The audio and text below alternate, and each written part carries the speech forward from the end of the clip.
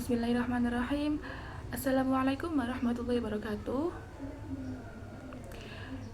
Innal hamdalillah nahmaduhu wa nasta'inuhu wa nastaghfiruh wa na'udzu billahi min shururi anfusina wa min sayyiati a'malina may yahdihillahu fala mudhillalah wa may yudhlil fala hadiyalah. Asyhadu an la ilaha illallah wa asyhadu anna Muhammadan 'abduhu wa rasuluh, amma ba'du. Pertama, marilah kita panjatkan puja dan syukur kita atas kehadirat Allah Subhanahu wa taala yang telah melimpahkan rahmat serta nikmatnya kepada kita semua, sehingga kita masih bisa menjalankan segala perintah dan larangannya kepada Allah Subhanahu wa taala dengan keadaan sehat walafiat. Tak lupa juga salawat serta salam senantiasa kita curahkan, kita junjungkan kepada Nabi besar kita, Nabiullah Muhammad Rasulullah SAW, yang telah membimbing kita dari jalan gelap gulita menuju jalan yang terang benderang, yakni Ad-Nurul Islam As-Siratal Mustaqim.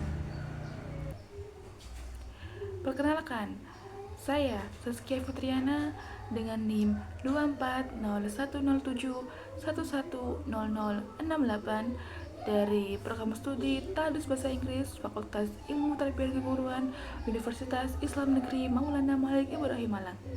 Baiklah, video ini dibuat untuk memenuhi tugas ujian tengah semester mata kuliah Teosofi dengan membacakan sebuah kitab yang berjudul Minhajul Arifin halaman 31 sampai 40. Sebelum kita memulainya, marilah kita bertawasul kepada Rasulullah, kepada sahabat-sahabat, dan kepada tabi'in serta ulama-ulama, tentunya ulama yang telah menyusun kitab Minhajul Arifin ini. Semoga beliau selalu diberikan rahmat dan senantiasa diberikan oleh syafaat oleh Allah Subhanahu wa taala. Al-Qur'anul Sholihah, Al-Fatihah.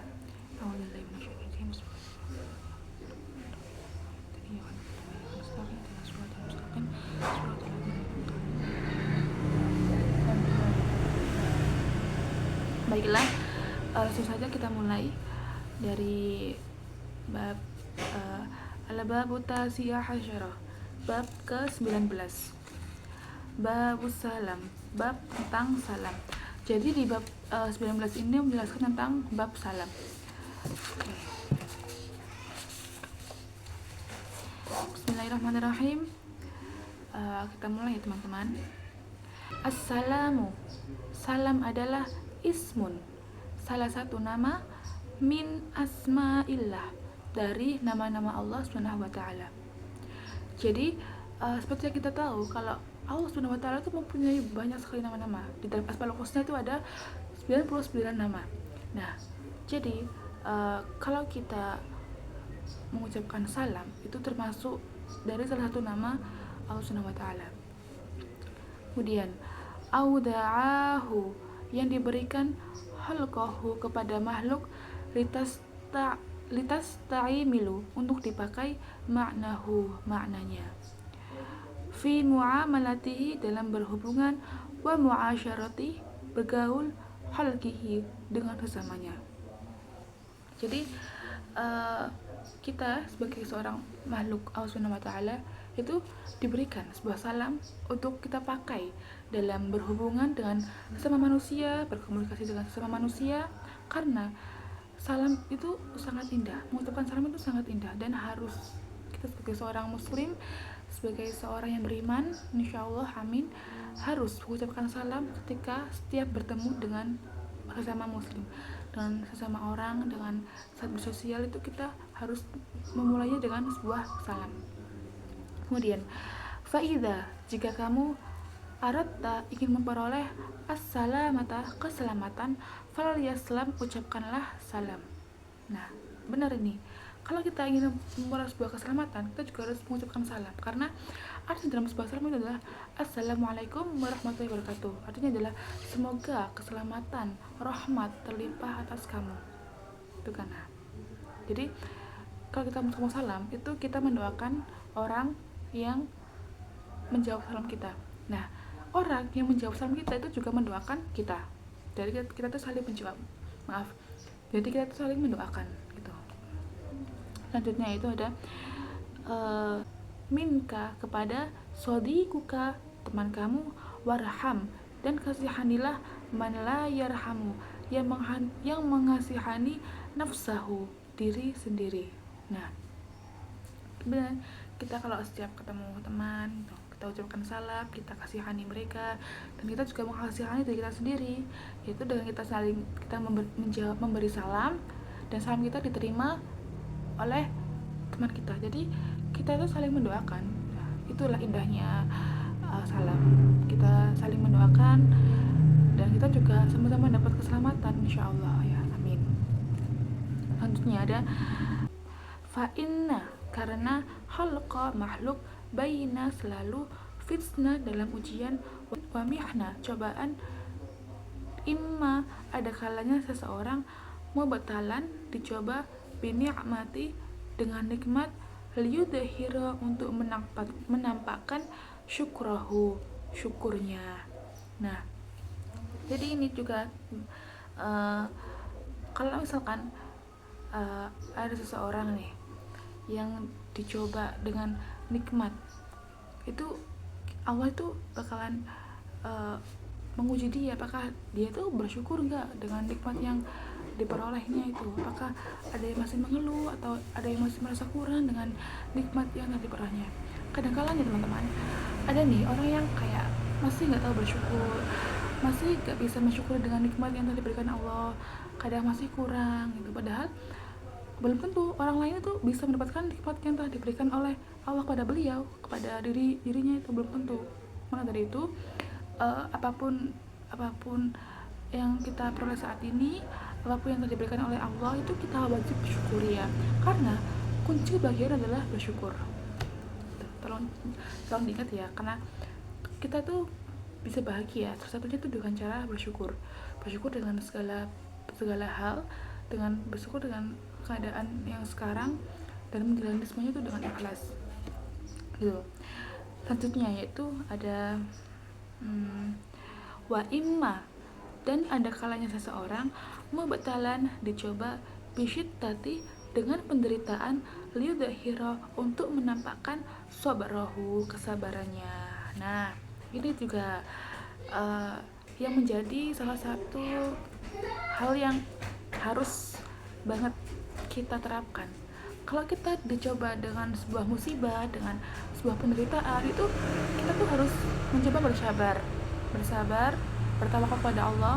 Pokoknya ya Allah, aku tuh harus sabar ya dengan ujian, dengan cobaan yang kau berikan, karena siapa tahu dengan cobaan ini, habis ini tuh bakalan ada nikmat yang menanti gitu loh.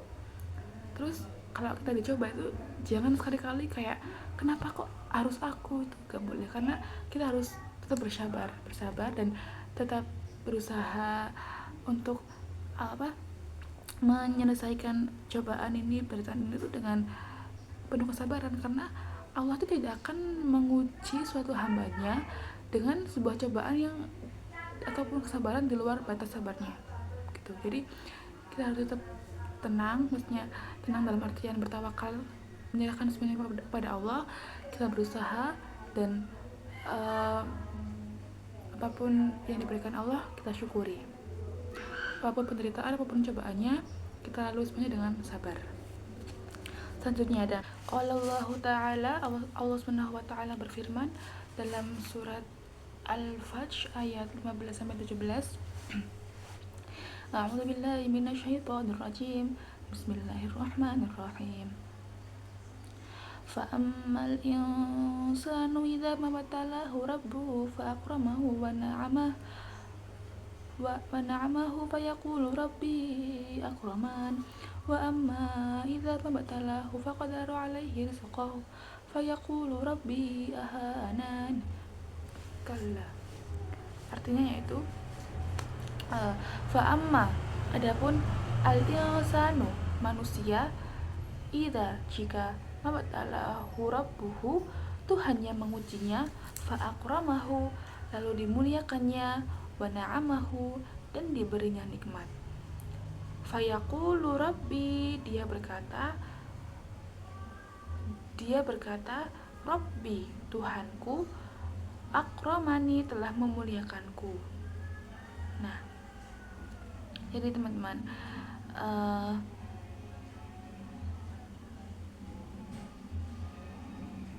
jadi kalau misalkan seorang hamba, seorang umat manusia itu kalau diberikan sebuah nikmat,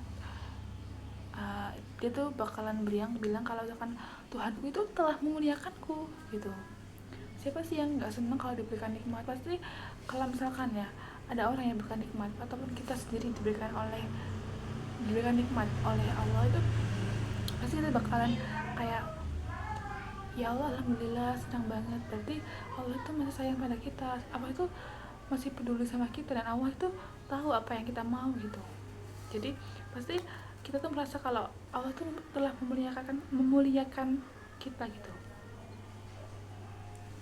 Tentunya ada wa amma idza mabtalahu, sedangkan jika Tuhan mengujinya, faqadaru alaihi rizqah, dengan membatasi rezekinya, fayaqulu rabbi, dia berkata, Tuhanku ahanan, telah menghinaku. Nah, ini berbalik terbalik dengan tadi. Kalau tadi kan kalau kita diberi nikmat, itu pasti kita merasa kalau Allah itu telah memuliakanku gitu. Tapi kalau misalkan kita diberi sebuah ujian, cobaan, pasti kita langsung berpikir kayak Allah itu nggak sayang sama aku, Allah itu menghinaku, Allah membatasi rezekiku gitu. Itu kala, sekali-kali tidak demikian.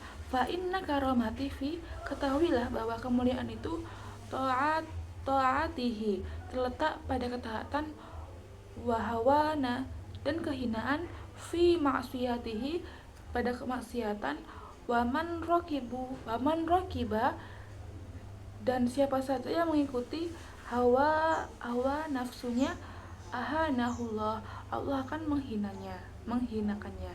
Jadi kalau misalkan sebuah kemuliaan itu terletak pada ketaatan. Jadi kalau kita taat kepada Allah, insya Allah kita akan mendapat kemuliaannya. Tapi kalau misalkan kita ini maksiat, itu jelas saja kita maksiat, kita ikuti hawa nafsu, itu pasti Allah bakal menghinakannya. Kita gak dapat namanya kenikmatan, karena sesungguhnya Allah itu membenci orang-orang yang berbuat maksiat. Jadi kita sebagai seorang muslim yang beriman, insya Allah kita tuh harus senantiasa taat kepada Allah, mematuhi segala perintahnya dan menjauhi segala larangannya tuh. Jadi ini bab salamnya udah sampai di akhir. Selanjutnya diganti oleh bab isyruna, yaitu bab yang ke-20. Nah, di bab 20 ini kita bakalan membahas tentang bab doa. Bismillah, kita mulai. Bab doa. Wahfad, jagalah adab duai, berdoa, wangdur, dan lihatlah man, kepada siapa, tad'u, kamu berdoa. Nah, seperti kita tahu, jadi kita harus jagalah adab berdoa, dan lihatlah kepada siapa kita berdoa. Kalau kita berdoa kepada Allah, berarti kita akan meminta, ya, kita meminta. Kita juga harus bisa nih menjaga adab. Jangan meminta dengan cara memaksa. Harus tuh, jangan tuh kayak, ya Allah jika berkenan gitu. Jadi kalau kita berdoa itu juga harus ada usahanya.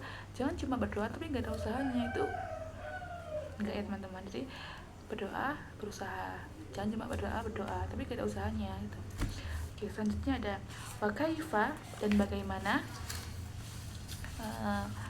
tad'u, kamu berdoa, walimada, dan untuk apa, tad'u, kamu berdoa, walimada, dan untuk apa, tas'alu, kamu meminta tuh. Jadi kita juga harus punya tujuan yang jelas kalau berdoa. Kita berdoa untuk apa, kita mau berdoa untuk minta apa gitu ya, karena Allah itu tahu apa yang kita pengen, Allah itu tahu apa yang kita butuhkan gitu.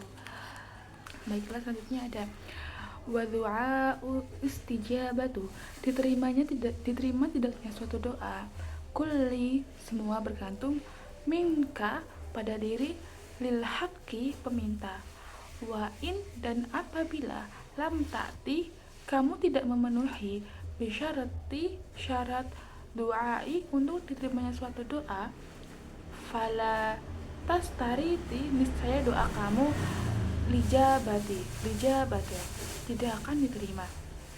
Jadi kalau misalkan kita nih berdoa tapi tidak sesuai dengan syarat, maka doa kita nggak bakalan dijabah oleh Allah. Nah, adapun syarat-syarat berdoa itu ada beberapa macam. Nah, salah satu di antaranya itu ada ikhlas. Kita tuh harus berdoa dengan ikhlas, dan keadaan hati yang ikhlas, dengan lapang dada. Ya, jangan berdoa dengan keadaan hati yang tidak ikhlas. Itu pasti bakalan dipersulit oleh Allah. Selanjutnya yang kedua ada menjauhi perbuatan dosa dan memutus tali bersilaturahmi, dan menjauhi perbuatan dosa dan memutus tali silaturahim. Jadi dalam berdoa kita juga harus dalam keadaan yang menjauhi dosa, dan jangan pernah sekalipun memutus tali silaturahim dengan antar sesama umat manusia. Itu jangan, karena nggak boleh, karena Allah tuh tidak menyukai orang-orang yang memutus tali bersilaturahim. Selanjutnya ada rezeki yang halal. Kita juga waktu berdoa itu harus dalam keadaan memperoleh rezeki yang halal dengan cara yang halal. Jangan sekali-kali berdoa dengan keadaan memperoleh rezeki yang haram. Itu tidak dianjurkan sama sekali. Selanjutnya juga ada berdoa dengan khusyuk. Nah, ini salah satunya yang paling penting. Waktu berdoa kita tuh harus lakukan ada yang khusyuk, tenang, tidak terburu-buru, tidak tergesa-gesa dalam berdoa. Kita berdoa itu meminta kepada Allah, kita berkomunikasi kepada Allah. Allah itu menerima doa kita kalau kita itu berdoa dengan keadaan hati yang tenang, dengan ikhlas, dengan khusyuk. Terutama waktu berdoa kita juga harus merendahkan suara. Tidak boleh berdoa dengan suara yang kencang, dengan suara yang lantang, itu tidak boleh. Allah itu mendengar doa kita, meskipun kita berdoa dalam hati, itu Allah masih mendengar. Ya, nggak sampai kita harus berdoa, ya Allah, aku mau ini, itu dengan keadaan yang keras banget sampai semua orang tuh dengar, tuh nggak boleh. Itu nggak dianjurkan. Kita berdoa dengan suara hati aja udah boleh loh, karena Allah tuh maha mendengar apa yang kita mau. Kita berdoa dengan suara yang pelan, tenang, khusyuk, tidak tergesa-gesa, berdoa dalam keadaan hati yang ikhlas. Ya.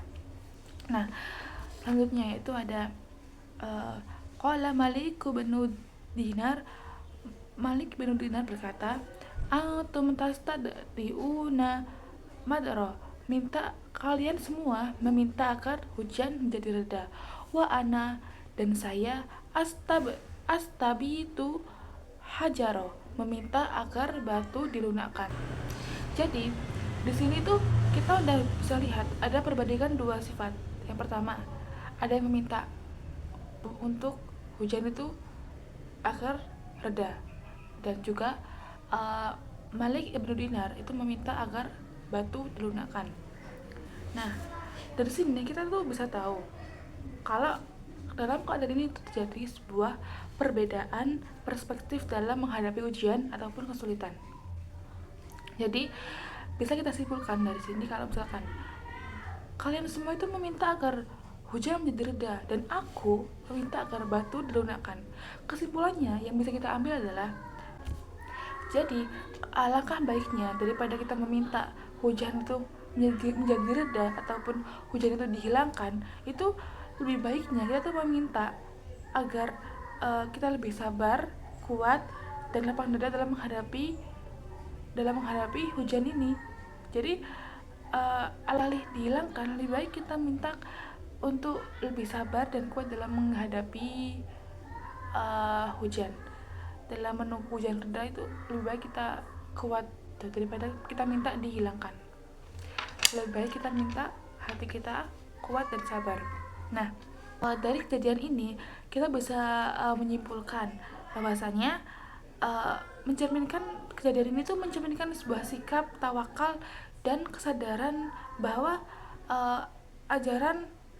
ujian itu adalah bagian dari sebuah kehidupan yang harus dihadapi dan dengan ketabahan. Nah, kita jadi tahu kan teman-teman, kalau ada ujian itu kita harus harus dihadapi dengan ketabahan. Selanjutnya yaitu walau lam ya'murillahu, meski Allah tidak mewajibkan subhanahu kita untuk berdoa, lawajabu, namun wajib alaina, bagi kita, antada'wahu, untuk berdoa kepadanya. Nah, Allah itu tidak mewajibkan kita untuk berdoa, tidak mewajibkan senantiasa kita selalu berdoa kepadanya, tidak senantiasa, tapi ada alangkah baiknya kita tuh selalu berdoa. Karena apa? Kita tuh juga masih butuh pertolongan Allah. Tuh, kita nggak mungkin kita nggak butuh pertolongan Allah, itu sangat-sangat mustahil. Jadi kita tuh masih butuh Allah dalam setiap perjalanan kita. Maka dari itu kita harus senantiasa berdoa. Dan selanjutnya ada walau, dan sekalipun dia tidak, lam yastaru, mengharuskan, lana, atas zatnya, ijabatu lakinna, untuk mengabulkan doa kita. Jadi Allah itu sekalipun tidak mengharuskan, atas zatnya itu harus banget itu mengabulkan doa kita. Tetapi ahlasna, jika seseorang lahu du'a berdoa dengan lahu du'a. Tetapi ahlasna, jika seseorang lahu du'a berdoa, tafadhala, dengan ikhlas dan memenuhi persyaratan, bil ijabati, Allah pasti akan menerimanya. Nah, seperti yang telah aku sebutkan tadi tentang persyaratan berdoa, tentang syarat diterimanya doa, hal-hal yang diterimanya doa itu, kalau misalkan kita berdoa dengan memenuhi persyaratan itu, insya Allah akan menerimanya. Tapi juga berbanding terbalik, kalau kita berdoa dengan tidak memenuhi persyaratan, itu doa kita gak bakal dijabah oleh Allah. Fakaifa, bagaimana tidak, waqad dhamanna, dia telah menjamin, dzalika liman ata, akan memberikan sesuatu, bisyarti, dengan syarat doa. Nah, Allah juga telah menjamin akan memberikan sesuatu dengan syarat berdoa. Jadi kalau kita mau minta sesuatu, kita harus berdoa kepada Allah, meminta kepada Allah gitu. Insya Allah Allah akan mengabulkannya dan memberikannya. Selanjutnya ada qala Allah Ta'ala, Allah Subhanahu wa Ta'ala berfirman, qul, katakanlah, ma ya'ba'u bikum, kepada orang-orang musyrik, rabbi laula, bahwa Tuhanku tidak mengindahkan kamu, du'aukum, kecuali kamu berdoa. Kita tuh disuruh menyerukan kepada orang-orang musyrik kalau Allah itu tidak akan mengabulkan doa-doa kamu kalau kamu juga gak berdoa gitu. Wa qala Allah Ta'ala, dan Allah Ta'ala berfirman, ad'uni, berdoalah kalian kepadaku, astajib lakum, aku akan mengabulkan doa kalian. Ini juga kita harus berdoa kepada Allah, dan insya Allah Allah akan mengabulkan doa kita. Karena kepada siapa lagi kita mau berdoa kalau bukan kepada Allah? Kalau kita berdoa kepada yang lain selain Allah, itu namanya apa? Namanya musyrik kan? Kita gak boleh. Kita harus berdoa hanya kepada Allah. Jangan berdoa kepada yang selain Allah. Insya Allah Allah akan mengijabah doa-doa kita. Amin. Wasu'ilu Abu Yazid al-Bistami, Abu Yazid al-Bustami pernah ditanyai an ismi, tentang nama Allahi, Allah, al-a'dhami, al-a'dham, faqala, dia menjawab, firig qalbaka, kosongkan hatimu, min ghairihi, dari selainnya, wad'uhu, dan berdoalah, bi'ayyi, dengan ismi, namanya syi'ta, yang kamu sukai. Jadi Abu Yazid Al-Bustami itu pernah ditanyai uh, tentang nama Allah Al-A'dam, dan dia tuh menjawab, kosongkanlah hatimu dari selain Allah dan berdoalah hanya kepadanya dengan nama yang kamu sukai. Nah, dengan nama yang kamu sukai itu maksudnya adalah Allah kan punya banyak nama dalam Asmaul Husna. Ada berapa? Ada 99. Nah, kita tuh bisa berdoa itu dengan nama yang kita sukai dari 99 nama itu. Dan karena itu semua adalah nama-nama Allah yang wajib kita ketahui. Ya, yang wajib kita amalkan, ada 99 nama. Nah, selanjutnya ada Waqala Yahya bin Mu'adhi, dan Yahya bin Mu'adh berkata, idlub sahiba ismi, mintalah kepada yang memiliki nama. Nah, Waqala Rasulullah sallallahu alaihi wasallam, dan Rasulullah SAW bersabda, la yastajibullahu du'a, Allah Subhanahu wa taala tidak akan menerima doa min qalbi lahin, dari hati yang lalai. Nah, ini harus kita ketahui, Allah itu tidak akan menerima sebuah doa dari hati kita yang lalai. Nah, maka dari itu tadi syarat berdoa itu apa? Harus ikhlas, harus dengan keadaan hati yang ikhlas, hati yang bersih, hati yang suci. Kita berdoa tidak dalam keadaan hati yang lalai, hati yang kotor. Itu Allah tidak akan mengijabahkan doa kita. Tuh. Dan faida ahlasta, tetapi jika hatimu ikhlas, fabashir bi ahda salasati, maka berbahagialah dengan satu di antara 3 perkara. Nah, ada imma ayyaj'alaka ma sa'alta, ada kalanya Allah menyegerakan apa yang kamu minta. Jadi Allah itu insya Allah akan menyegerakan apa yang kita mau, itu insya Allah akan dijabah. Wa imma an yadahirolaka man mahwa, ada kalanya dia akan menyimpan doa-doa itu untuk perkara yang lebih besar dari yang kamu minta. Nah, ini juga teman-teman yang harus jadi perhatian. Kita kan sering kita temui kalau kita berdoa, tapi doa yang kita mau itu nggak dijabah Allah, maksudnya belum dikabulkan oleh Allah. Nah, kita juga pasti kita bakalan ada nih beberapa orang yang berpikir kalau kenapa kok Allah nggak mengabulkan doaku gitu, kenapa kok Allah nggak mendengar apa yang aku minta. Itu bukan gitu teman-teman, tapi Allah itu mendengar, tapi Allah itu masih menyimpan doa kita untuk perkara yang lebih besar dan lebih dari yang kami minta. Jadi Allah tuh insya Allah tuh bakal memberikan lebih dari doa-doa yang kamu minta. Baiklah, selanjutnya ada a'damu minhu wa imma ayyasrifa, ada kalanya doa yang kamu mintakan itu angka minal balad, menyingkirkan dari bala tertentu, malau sabahu, yang seadanya ditimpakan kepada kamu, alaikalaha, karena tadi saya kamu akan hancur. Nah, jadi ada kalanya nih doa yang kita minta itu dapat menyingkirkan kita dari bala tertentu, yang seandainya ditimpakan kepada kamu, niscaya kita akan hancur.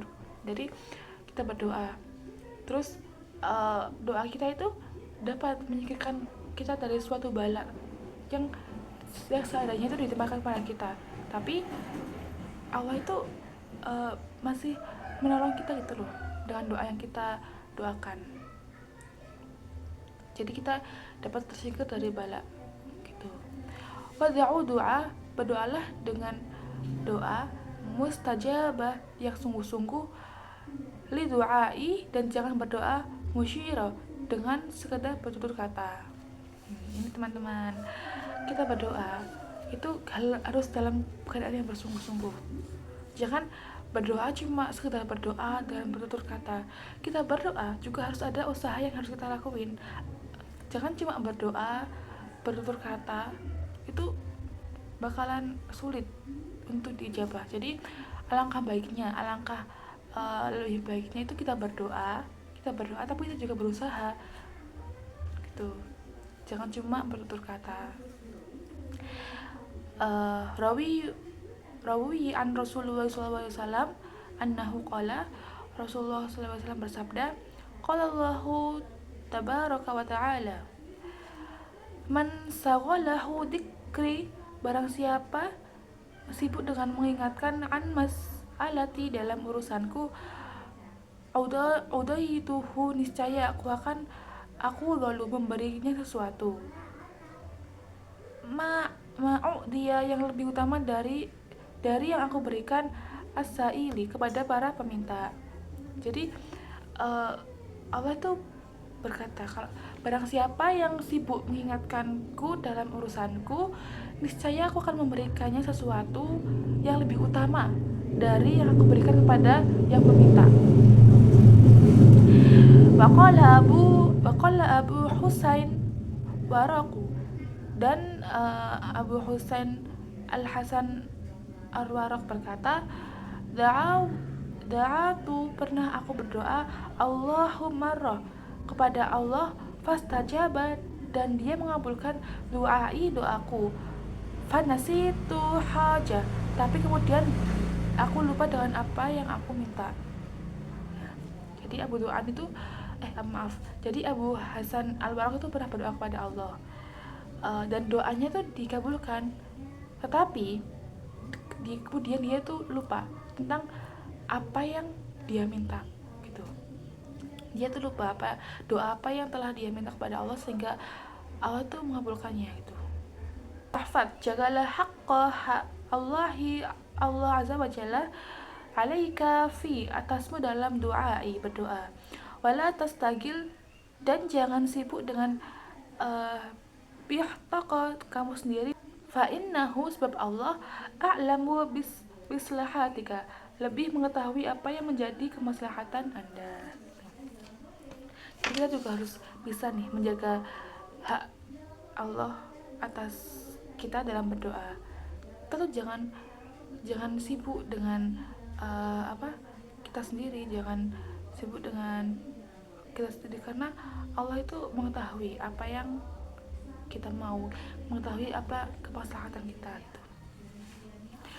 Oke, selanjutnya bab doa telah selesai. Kita lanjut ke bab hadi wa isrun, ke bab 21, yaitu tentang al-bab saum, bab tentang puasa.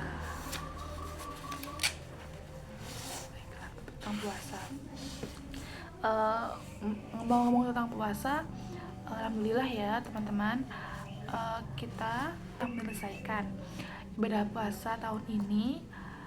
Semoga puasa kita diterima oleh Allah, amin. Dan semoga kita masih bisa bertemu dengan puasa di tahun berikutnya, amin, amin.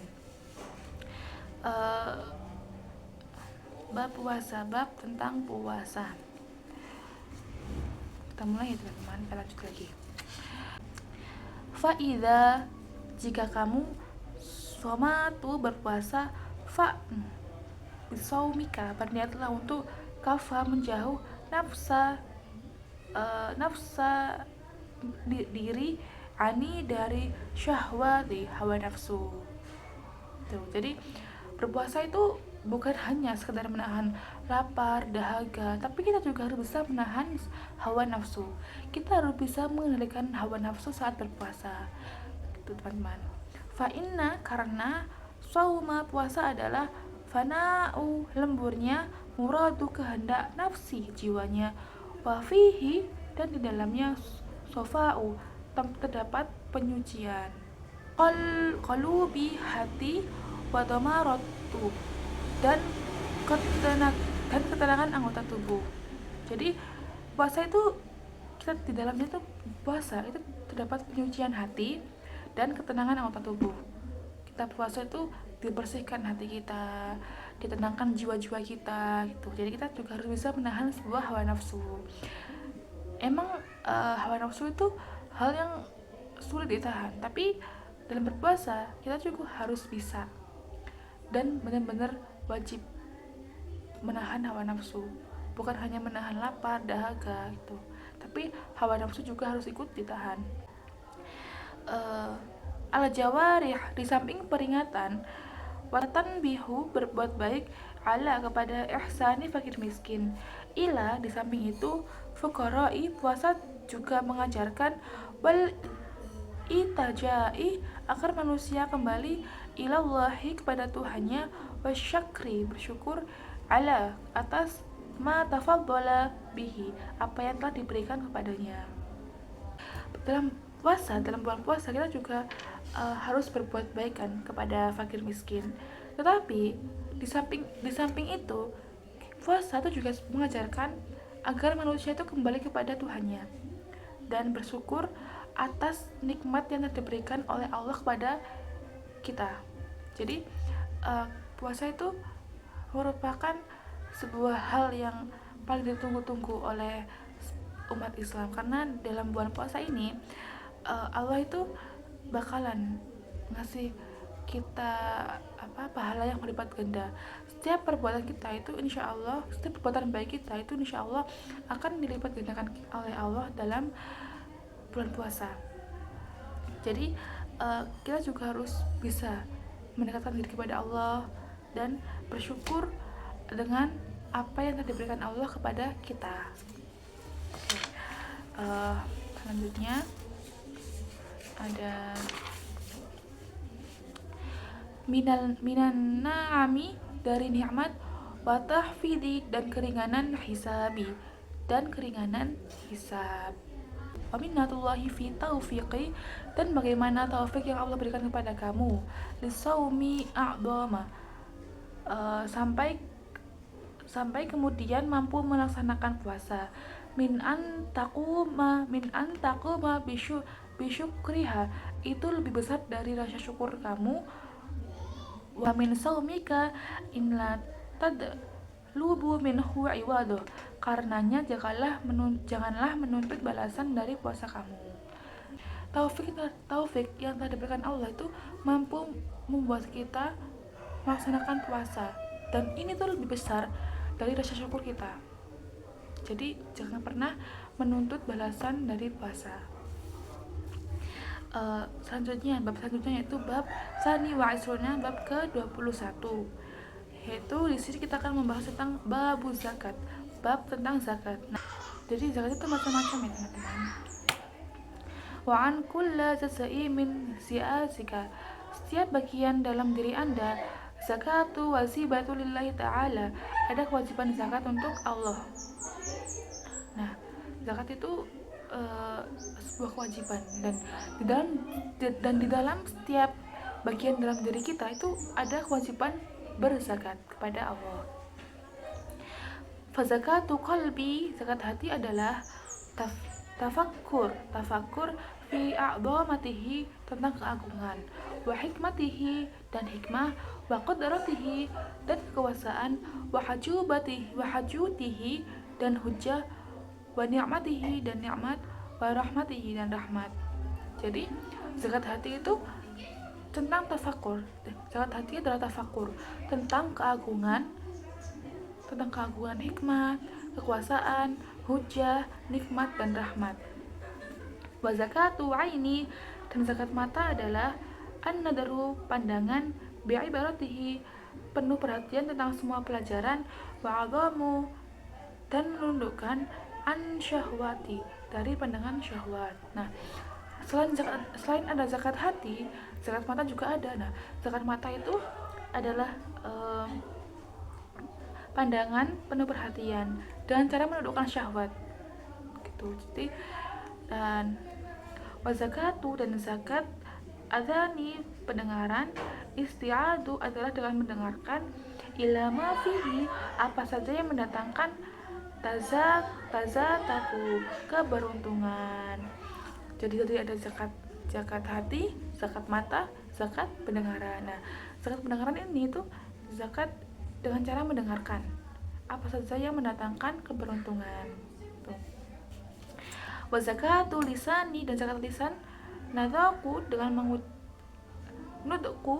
mengucapkan bima yuqarrabuka, segala yang dapat mendekatkan diri ilaihi, kepadanya.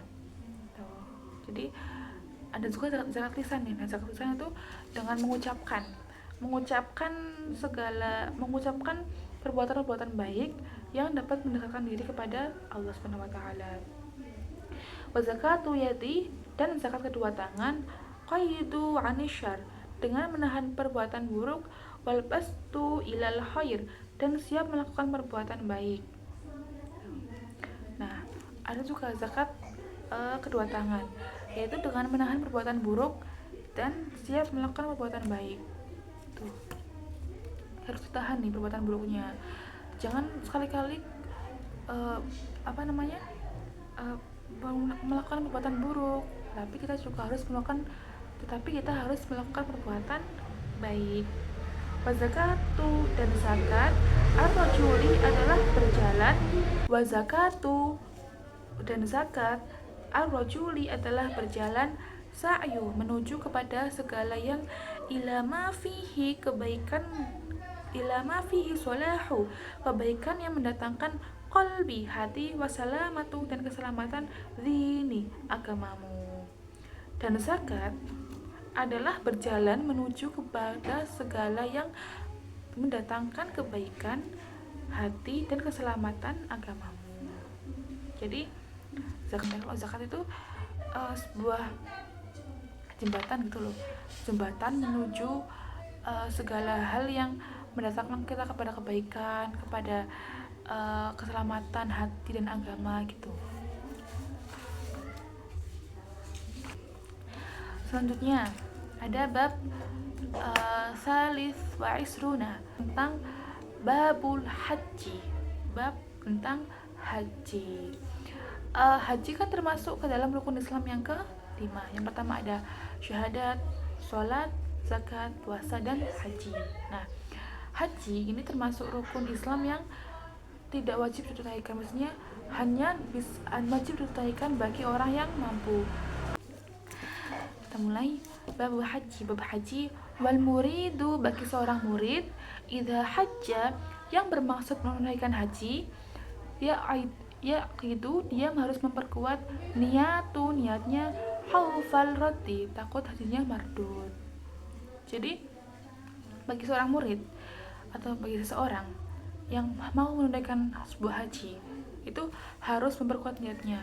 Takutnya nanti hajinya itu mardud atau ditolak.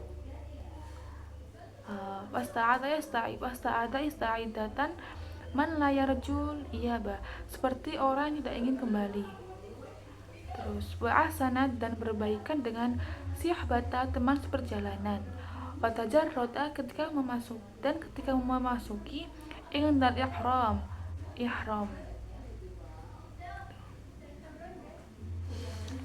an nafsihi, dia mengosongkan diri, wa kata salah, dan membersihkan min dambihi, dari dosa, dan wala bisa, dan mengenakan busana sauba, kesetiaan, sidqi, dan kejujuran. Kita memasuki ihram, ketika kita berihram saat berhaji, kita tuh harus mengosongkan diri, membersihkan jiwa, membersihkan hati dari dosa-dosa, dan mengenakan busana kesetiaan dan kejujuran. Itu maksudnya kita menggunakan pakaian ihram yang suci, putih, yang bersih itu. Terus wal fawai wal muwaqafatan lil haqqi fi ijabati wa lil ijabati da'watihi, dia memenuhi panggilan Tuhannya. Tuh. Wa ahrama fil haram, dan selama di tanah ihram, min kulli syai', dia menghindari perbuatan-perbuatan liyu'idatu 'anillahi ta'ala, yang menjauhkan dari Tuhannya. Jadi saat kita berada di tanah ihram, di tanah Makkah, saat berhaji, kita juga harus nih menghilangkan atau menghindari perbuatan-perbuatan yang dapat menjauhkan kita dari Allah. Karena kita tuh berada di tanah suci, kita harus bersikap baik, ya, kita mendekatkan diri kepada Allah, menjauhi segala larangannya, bukan malah melakukan perbuatan yang tidak disukai Allah. Itu bakalan menjauhkan diri dari Allah. Atau fa bil qalbihi, dan dia bertawaf dengan hatinya, haula, di sekitar kursi karamati, kemuliaannya. Dan saat bertawaf itu harus dengan hati yang suci, dan kita berada di sekitar kursi kemuliaannya. Wasofa dohirahu, dan dia bersihkan dohirahu lahir, wabatinahu dan batinnya, indal wukufi saat berdiri, ala sofa di bukit sofa. Jadi saat berhaji dia tuh membersihkan diri secara lahir dan batinnya saat berdiri di bukit sofa. Wa harwalan haraban, dia berlari dari kungkungan, min hawahu nafsu, yastami, serta tidak berharap alallahi dari yang telah diharamkan Allah. Ibaratnya itu kita dapat berlari dari kungkungan hawa nafsu, walam dan tidak berharap dari yang diharamkan Allah. Mala yahillu lahu, dia mengakui dosanya ketika wa'tarafa wukuf biha to'a di padang Arafah. Jadi saat kita berwukuf, kita tuh dapat mengakui dosa-dosa kita mengakui kesalahan apa, perbuatan buruk apa yang telah kita lakukan selama masa hidup kita mengakui dosa kita saat wukuf di padang Arafah. Wa taqarraba, dan bertaqarrub ilallahi kepada Allah, bi Musdalifah saat di Musdalifah. Wa rama, dan dia melempar jauh-jauh syahwatnya inda rami, bersama dengan lemparan jimarati, jumrohnya. Jadi saat kita melempar jumroh itu melempar syahwat, maksudnya hawa nafsu, bersamaan dengan kita melempar jumroh ya. Terus wadha baha hawahu, dia sembelih hawa nafsunya, wa khalaqa dunubu, serta mencukur dosa-dosanya. Wa zara baita, dan dia berziarah ke Baitullah, mu'azziman, dan dengan mengagungkan sahibahu wastalaman, pemiliknya, lalu mencium hajar aswad. Jadi saat berziarah ke Baitullah itu kita tuh harus mengagungkan pemiliknya, mengagungkan Allah Subhanahu wa taala. Kemudian kita mencium hajar aswadnya yang berada di Ka'bah. Kalau gimana ya, kalau misalkan kita berada di Ka'bah itu serasa kita tuh berada di dekat Sang Pencipta. Karena gimana ya, kita kalau misalkan dapat mencium hajar aswad saat berhaji itu masya Allah banget, karena saat tawaf itu kan padat banget orang-orang yang mengelilingi Ka'bah. Nah, kalau kita mau mencium hajar aswad itu harus benar-benar sampai menyerobot ke depan sampai bisa mencium hajar aswad, dan itu rasanya masya Allah banget. Kita sedih, terharu, senang sekaligus bisa mencium, bisa berdiri di depan hajar aswad, berdiri di depan Ka'bah, dan berada di tanah suci. Itu rasanya masya Allah banget, hal-hal yang didam-damkan semua umat Islam. Kemudian ridhoan, sebagai bukti kerelaannya, biqadaihi, terhadap ketentuannya, wawada'ama, dan manakala tiba-tiba detik dunallahi fi tawafi wada'i, tawaf pada dia tinggalkan selain Allah. Saat mencium hajar aswad itu tuh sebagai bukti kerelaan kita terhadap ketentuannya, dan manakala ya tiba-tiba kita berada di titik tawaf wada dan kita tinggalkan selain Allah. Pokoknya kita itu saat berhaji itu benar-benar kita fokus beribadah, mendekatkan diri kepada Allah. Yang kita ingin itu cuma tujuan kita itu cuma beribadah dan ibadah gitu. Karena saat di tanah suci itu kita tuh gimana ya, harus benar-benar menjaga sikap, menjaga perilaku, terus mendekatkan diri kepada Allah, menjauhi larangannya, karena nggak semua orang itu mampu berada di tanah suci, apalagi sampai berhaji gitu.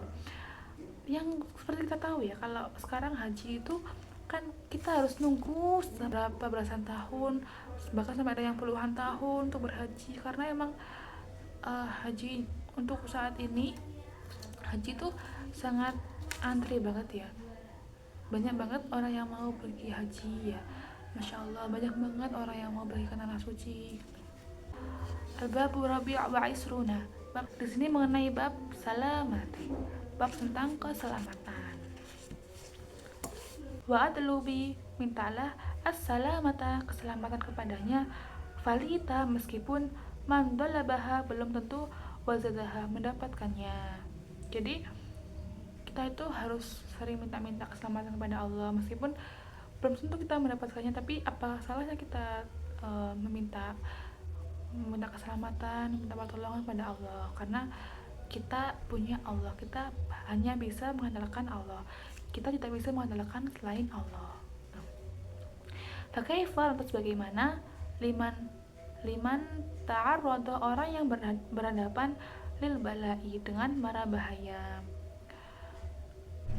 Bagaimana sih orang yang kalau dalam keadaan bahaya itu terus kita minta keselamatan tapi belum tentu mendapatkannya, yaitu dengan wasalamatu, dan nilai keselamatan qad azat, sangat mahal, fi hadza zamanin, di zaman ini, wahia, dan amat sulit, fil hauli, diperoleh. Jadi di zaman ini, di zaman sekarang, sebuah keselamatan itu sangat mahal tapi tidak bisa dibeli dengan uang dan sangat sulit untuk diperolehnya.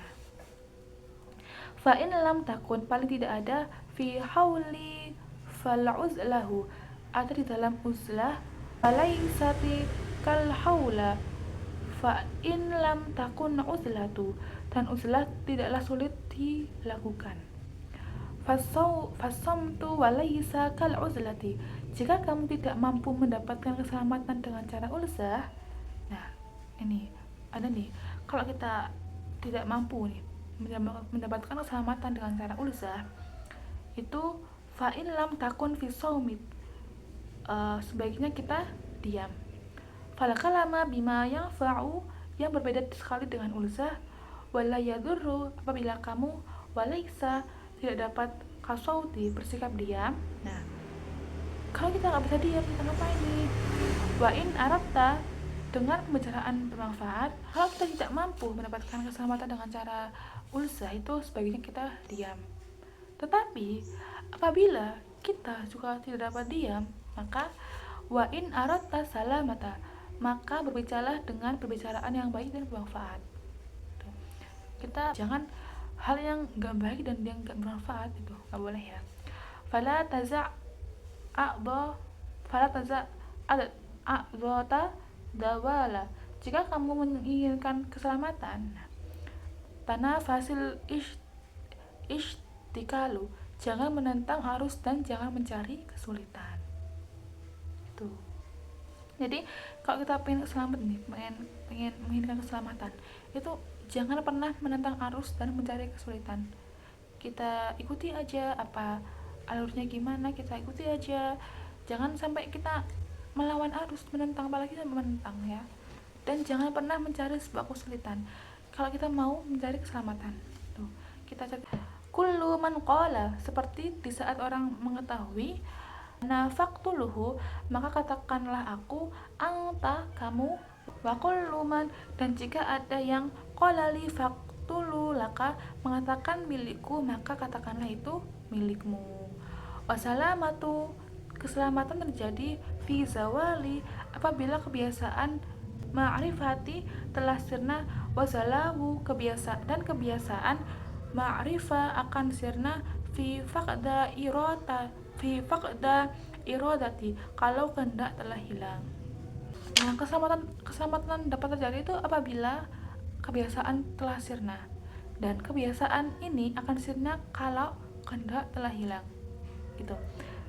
Wa faqdal arodati, hilangnya kehendak ini, fitarki da'wa ilmi, bisa diwujudkan dengan meninggalkan pretensi.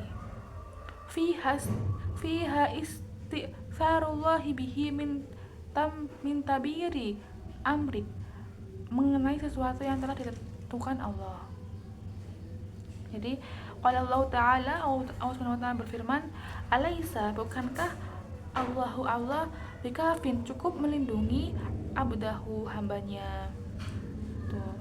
Nah, bukankah Allah itu cukup untuk melindungi hambanya? Hanya Allah yang bisa melindungi. Siapa lagi yang bisa melindungi selain Allah? Kita minta pertolongan, minta keselamatan juga kepada siapa kalau bukan kepada Allah. Waqala berkata lagi, Yudabbiru, dia yang mengatur, amro, segala urusan, minas samai, dari langit, ilal ardi, sampai ke bumi. Jadi cuma Allah dan hanya Allah yang mengatur semuanya, segala urusan, dari langit sampai ke bumi. Hanya Allah yang dapat mengatur semuanya ini dari langit sampai ke bumi, ya. Jangan pernah percaya selain Allah. Kita hanya bisa mengandalkan Allah dan kita hanya bergantung kepada Allah. Baiklah, kita akan melanjutkan ke bab yang selanjutnya, yaitu bab Al-Babu Hamsu wa Isruna, bab yang ke-25. Nah, di bab yang ke-25 ini kita bakal bahas mengenai babul uzlah, bab tentang uzlah. Bismillahirrahmanirrahim. Sahibu uzlati, orang yang beruzlah, yahtazu ila asyarati asya'a, membutuhkan 10 hal. Yang pertama ada ilmul haqqi, ilmu tentang kebenaran, wal batil, dan kebatinan, wa zuhdi, dan zuhud, wahtiyaru syidati, dan memilih menderita, wa qatinamul halwati, dan menjalani halwat. Jadi dalam Islam itu orang yang beruzlah itu adalah orang yang menghindar atau mengasingkan diri. Mereka itu melakukan sebuah tradisi yang dilakukan untuk memusatkan seluruh perhatian kepada ibadah dengan cara menjadikan pikiran dan memfokuskan diri kepada Allah. Jadi mereka itu benar-benar kayak memusatkan seluruh perhatiannya itu hanya untuk beribadah. Nah, kalau tadi zuhud itu sikap hidup yang mengutamakan akhirat daripada dunia. Hampir sama. Kalau zuhud itu kan ya sama-sama kayak meninggalkan perbuatan dunia. Nah, kalau halwat itu mengasingkan diri untuk menghindari berbagai penyimpangan akidah. Nah, uzlah, zuhud, dan halwat itu sama-sama memfokuskan diri untuk beribadah kepada Allah. Tuh. Selanjutnya,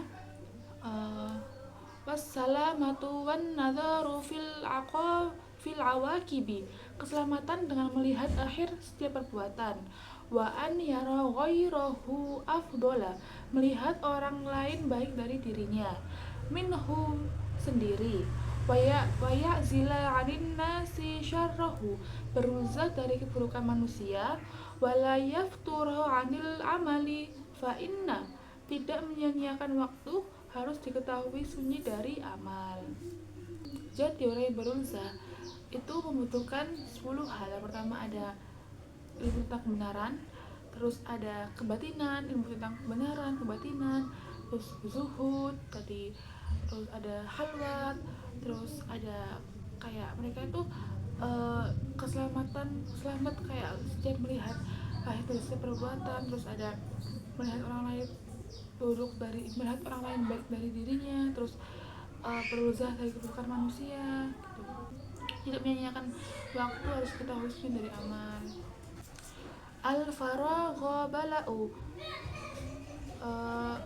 saja sudah petaka, wala yu'jiba bima huwa fihi, dan tidak ada ujub kebaikan yang dilakukan.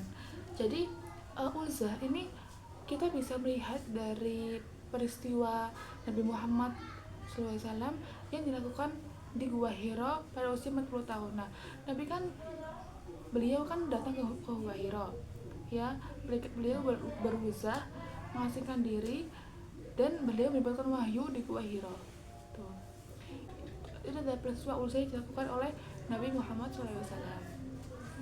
Nah, selanjutnya ada wa yahlu baituhu minal fuduli, rumah sepi dari al-fudul. Wal fudulu ma fadola, fudul adalah kelebihan waktu. Nah, jadi al-fudul itu adalah sebuah rasa ingin tahu tentang urusan orang lain atau yang bukan menjadi urusannya. Kalau istilah zaman sekarang itu kepo. Nah, fudul itu sama dengan orang yang kepo. Mereka itu kayak menghabiskan waktu mereka untuk mengetahui urusan orang lain, untuk mengetahui urusan yang bukan urusannya gitu. Kayak mereka tuh ada kayak ngerecokin gitu loh. Jadi mereka tuh kayak rasa ingin tahu akan orang lain, urusan orang lain itu lebih besar gitu.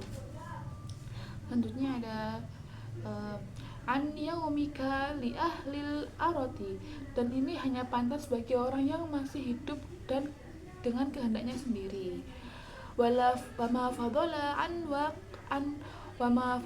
an waktika li ahlil ma'rifati. Sementara jika kamu menjadi ahli ma'rifah, kamu tidak akan kelebihan waktu. Wa yaqda'a ma yaqda'uhu. Seorang yang berusaha harus memboikot anillahi ta'ala segala yang dapat memutuskan hubungannya dengan Allah Subhanahu wa taala. Jadi orang yang telah berusaha itu berarti orang yang telah meninggalkan segala urusan dunia. Mereka tuh hanya fokus kepada Allah, fokus beribadah kepada Allah, fokus mendekatkan diri kepada Allah gitu. Mereka tuh jangan sampai ada hal yang dapat memutuskan hubungannya dengan Allah, apalagi mereka sampai fudul mengurusi urusan orang lain. Mereka tuh tidak punya waktu untuk melakukan fudul. Jadi mereka itu hanya memusatkan seluruh perhatiannya kepada Allah Subhanahu wa taala. Qala Rasulullah sallallahu alaihi wasallam li Hadzifah bin Ayyana. Rasulullah sallallahu alaihi wasallam bersabda, Hudzaifah bin al-Yamani, kun halasa baitika, jadilah tuan di rumahmu sendiri.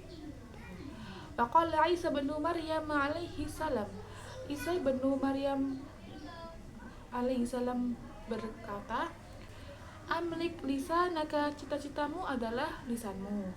Waliyas aka baituka, rumahmu akan membuatmu bahagia. Nah, maksud dari cita-citamu adalah lisanmu dan rumahmu akan membuatmu bahagia itu adalah sebuah istilah. Kalau misalkan kita menjaga lisan dan tutur kata di lingkungan sendiri, itu adalah sebuah kunci kebahagiaan. Jadi dimanapun kita, terutama di lingkungan sekitar kita tuh harus bisa menjaga ucapan kita, menjaga lisan kita agar kita itu mendapatkan sebuah kunci kebahagiaan. Wangsil nafsaka mangsilata sabu'i dharri, tempatkan dirimu pada tempat binatang buas yang membahayakan. Nah, di sini itu bisa kita ambil kesimpulannya itu, kalau misalkan kita dalam menghadapi sebuah tantangan ataupun ujian kehidupan manusia itu, kita tuh menghadapi situasi yang berbahaya dan penuh cobaan. Wannaru huriqati, di atas api neraka yang membakar. Jadi di sini tuh kita tuh menghadapi sebuah situasi yang berbahaya dan penuh cobaan, seperti dalam menghadapi binatang buas ataupun api neraka. Wa qad kana nasu, dan sesungguhnya manusia adalah waraqa bila sauki, daun tanpa duri, fasaru sawakan bila, kemudian berubah menjadi duri tanpa daun. Nah, sesungguhnya manusia itu adalah daun tanpa duri, kemudian berubah menjadi duri tanpa daun. Di sini itu mencerminkan sebuah perubahan sifat manusia yang pada awalnya mereka itu mungkin lembut, tanpa keburukan. Nah, ini bisa diistilahkan sebagai daun tanpa duri. Kemudian seiring berjalannya waktu, manusia itu akan berubah menjadi keras dan menyakiti orang lain. Nah, ini diibaratkan sebagai duri tanpa daun. Kemudian wakanu lau'an yustashfa, mereka adalah obat penyembuh penyakit. Bihim faswaru da'an ladawa alahu, tetapi akhirnya mereka menjadi penyakit yang tiada obatnya. Nah, manusia itu juga bisa berperan sebagai seorang penyembuh, membawa kebaikan hati, tetapi terkadang manusia itu juga berubah menjadi sumber masalah. Qila li Dawud ta'idi, pernah ditanyakan kepada Daud At-Ta'i, Maliku la tuhalidin nasa, mengapa kamu tidak bergaul dengan orang banyak? Faqala, kemudian dia menjawab, kaifa, bagaimana, ahalitu man yatsbi'u uyubi, dengan mereka yang mengikuti aku akan bergaul keburukanku. Kibru la ya'riful haqqa, banyak orang besar yang tidak mengerti keadaan makhluk. Masagiru, dan banyak orang kecil, la yuwaqiru, yang tidak menghormati orang besar. Jadi Daud atau itu pernah ditanyakan, kenapa sih kamu kok tidak bergaul dengan orang banyak?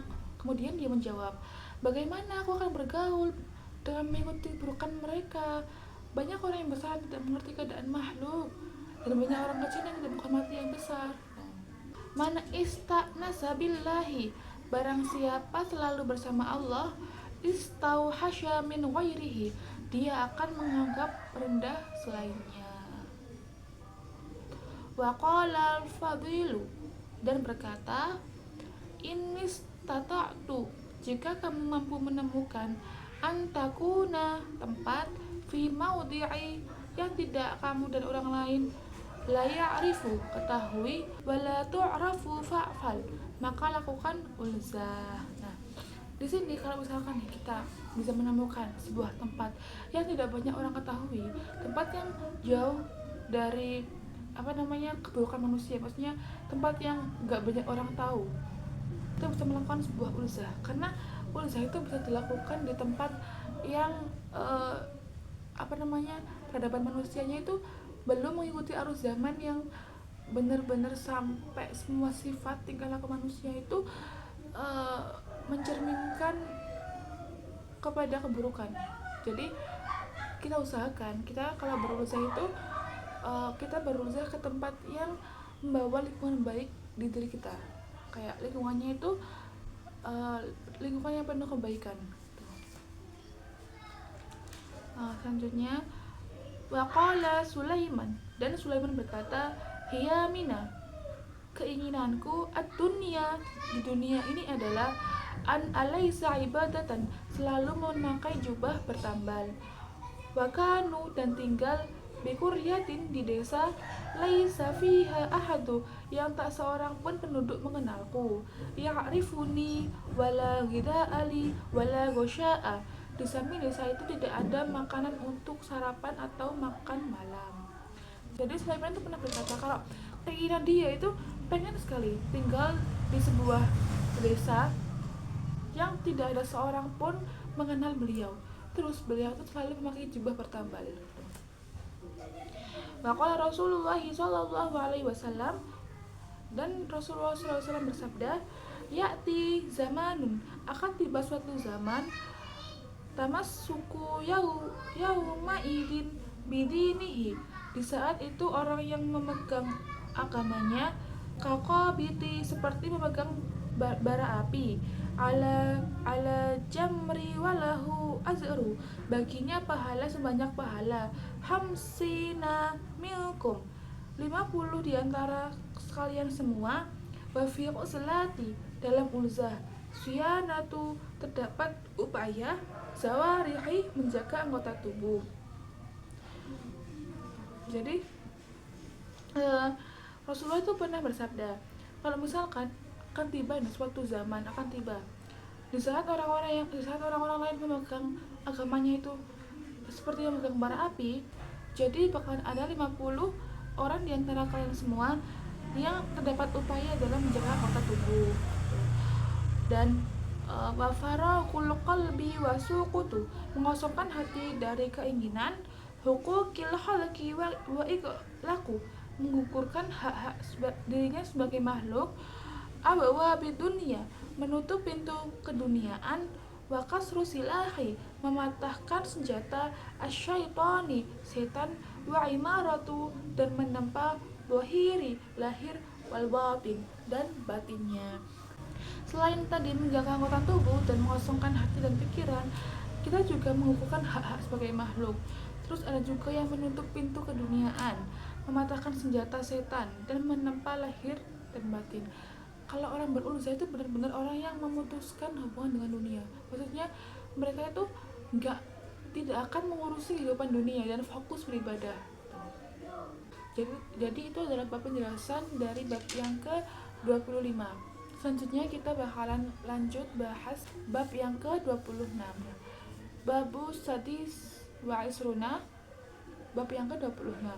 Babu ibadah, bab tentang ibadah. Bismillahirrahmanirrahim. Aqbil ala ada'il fara'idi. Siapkan diri kamu untuk menunaikan kewajiban-kewajiban. Fa'in salima laka faraduka. Apabila telah berhasil menunaikannya, fa'anta, maka itulah anta, kamu. Wa adalu bin nawafili. Setelah itu jagalah amalan sunnah. Nah, jadi kita tuh sebagai seorang muslim sejati itu harus selalu siap untuk menunaikan segala kewajiban-kewajiban dalam beribadah kepada Allah Subhanahu wa taala. Nah, kita juga harus bisa nih. Ibadah itu kan banyak banget, ada ibadah sunnah, ibadah wajib. Nah, kita juga harus bisa menjaga amalan-amalan sunnah kita. Nah, hifdzul faraidi sebagai langkah pemantapan kewajiban-kewajiban itu. Wa kullama izdata, setiap kali ibadahmu ibadati bertambah, fazadat syukran wa khaufan, maka akan bertambah pula rasa syukur dan takut. Tuh. Jadi setiap kali kita menunaikan ibadah kepada Allah, ibadah kita itu akan bertambah dan akan bertambah pula rasa syukur dan rasa takut kita kepada Allah.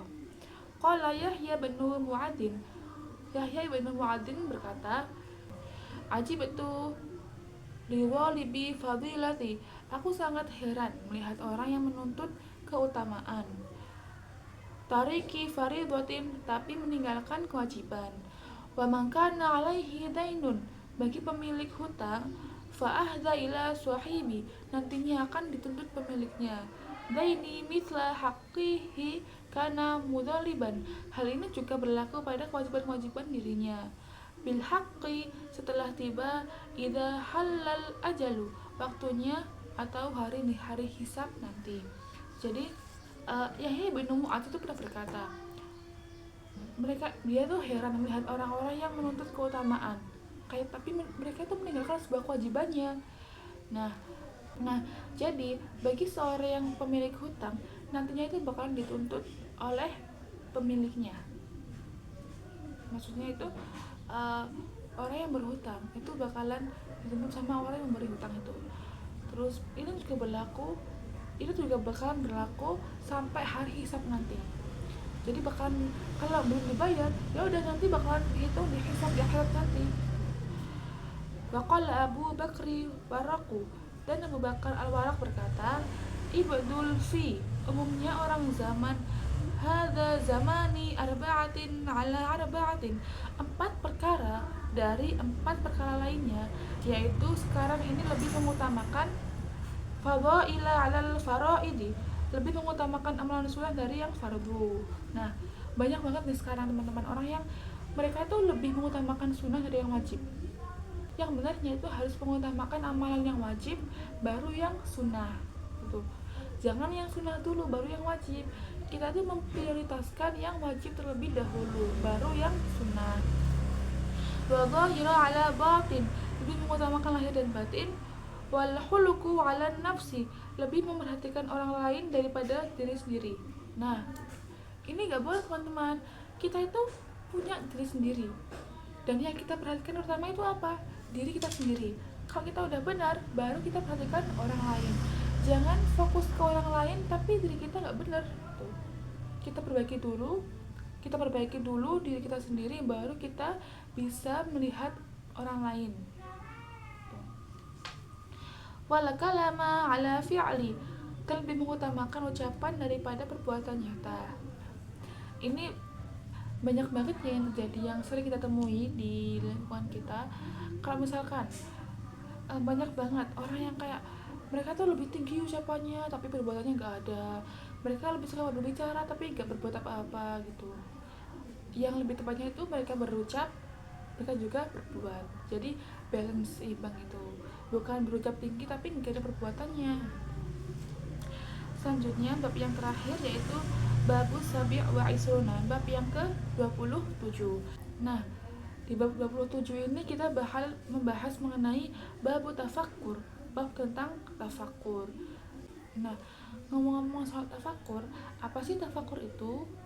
Tafakkur adalah memikirkan dan merenung secara mendalam mengenai Allah dan ciptaannya yang ada di seluruh dunia ini. Tuh. Tafakkara fi qoulihi azza wa jalla. Hal ata, bukankah telah datang alal insani kepada manusia. Hina, suatu masa, minadahru, sedang dia saat itu lam yakun, belum merupakan syai'an madhkuran, dapat suatu yang disebut apa-apa. Wa idza kara kaifa ahwalaka wa'tabir bima madha, ingatlah keadaan kamu, renungi masa lalu. Minat dunia alal matarahu, dan bandingkan dengan kondisi sekarang. Nah, jadi bukankah telah datang suatu masa dimana kita tuh harus mengingat keadaan, renungi masa lalu, dan kita bandingkan dengan keadaan yang sekarang. Hal baqit ala ahadin, apakah di dunia ini ada yang kekal? Wa ma baqi minha ashbahu bima madha, sisa kehidupan dunia ini tidak akan berbeda dengan masa lalunya. Jadi apakah di dunia ini ada yang kekal gitu? Apakah ada yang bisa bertahan hidup sampai lama? Enggak ada, teman-teman. Sesungguhnya di dunia ini tidak ada yang kekal, tidak ada yang dapat kekal hidup di dunia ini kecuali Allah. Minal ma'i bil ma'i, seperti air yang mengalir. Bahkan qala Rasulullah sallallahu alaihi wasallam, dan Rasulullah sallallahu alaihi wasallam bersabda, lam yabqa, tidak tersisa, minat dunia, dari dunia, illal bala'u, kecuali malapetaka, wa fitnatu, dan fitnah.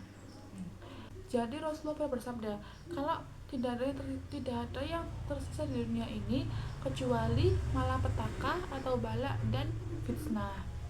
Waqilan linuhi alaihi salam, pernah ditanyakan kepada Nabi Nuh alaihi salam, kaifa wajadta dunya ya, bagaimana kamu melihat dunia ini? Atwalal anbiya'i umran, wahai nabi yang paling panjang usianya. Jadi ada yang bertanya kepada Nabi Nuh, bagaimana sih beliau itu melihat dunia ini? Qala, kemudian beliau menjawab, kabaitin lahu babani, seperti rumah yang memiliki dua pintu. Dakhaltu min ahdihima, aku masuk dari salah satunya.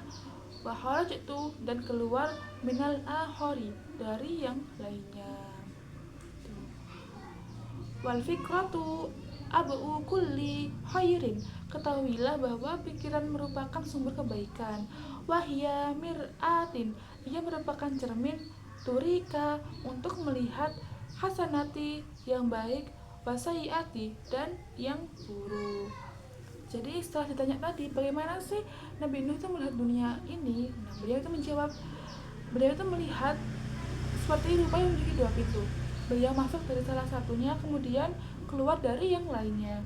Nah, ketahuilah bahwa pikiran itu merupakan sumber kebaikan, dan cermin itu dan itu merupakan cermin untuk melihat yang baik dan yang buruknya.